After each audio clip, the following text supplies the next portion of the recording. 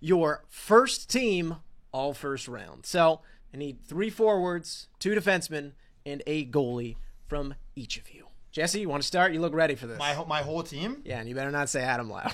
No. Although mad respect to Adam Lowry, I thought he was fantastic for the Jets, and he might be wearing the C for us next year. Don't be surprised. First line, I got Matthew Tkachuk. He's just an absolute stud. I love him. Rupe Hintz, who was incredible in that first round series. And then I got Marner. And then on defense, I got Evan Bouchard. And I've got Brandon Montour because I think he's just an absolute stud. My goalie is Andre. All right, Corin, your team. So I had Matthew Tkachuk, Rupe Hintz, Leon Draisaitl as my forwards. And then I had Morgan Riley and Brandon Montour on the blue line and Grubauer as the goalie. I'd go even further. Matthew Tkachuk, I was texting you guys this last night, and I genuinely think, like, if I was looking to build a team right now, I think it goes McDavid, then Tkachuk.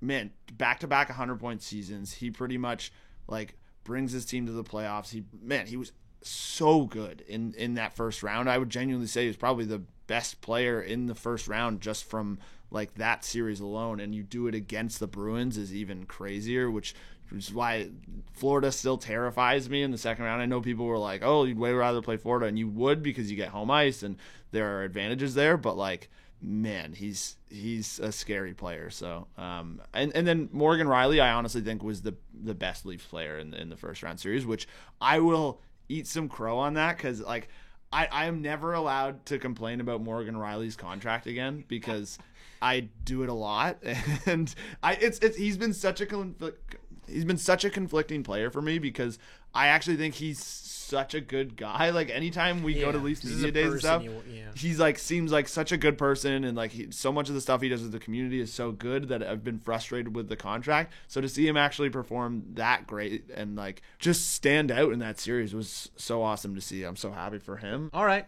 Luca, your first team. We've said all the same forwards. I just don't have Heinz in mind. I have Tkachuk, Draisaitl, Marner. And then on defense, I've got Slavin. I didn't know if I wanted to put Montour in because, like, I know he scored 5 goals. He had a really great series, but he kind of got caved in a little bit defensively. Hey, he had a great offensive season, and, like, that's kind of his role. So if you're looking for a guy that just came up clutch a bunch and scored some big goals, then put Montour there. This is going to sound homer, but looking at the defenseman numbers, I honestly thought Cale Makar had one of the best series that you could have as a defenseman. Guys picking Cale Makar. No, I'm not.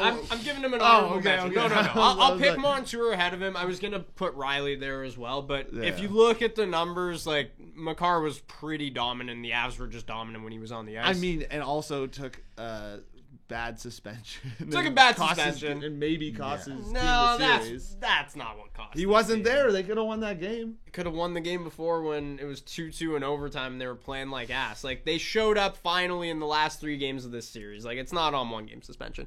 And goaltender Jake Ottinger for me as well. I think Slavin probably he doesn't get enough respect. Like, he's not going to put up the points, but, like, Carolina's defense and their whole defensive structure, it's all him. Brent Burns' career revitalization can be directly tied to Jacob Slavin and how well he's playing and just how good he is.